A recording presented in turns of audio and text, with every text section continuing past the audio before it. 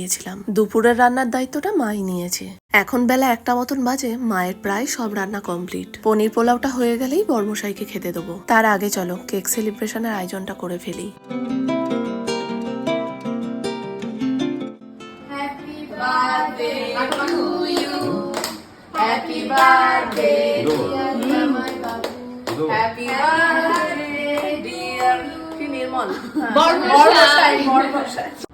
সবাই মিলে কি চেপে ধরবো নাকি?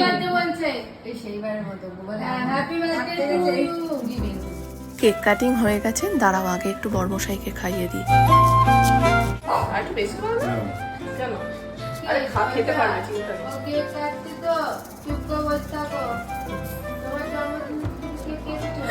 তুই খেয়ে নিলি?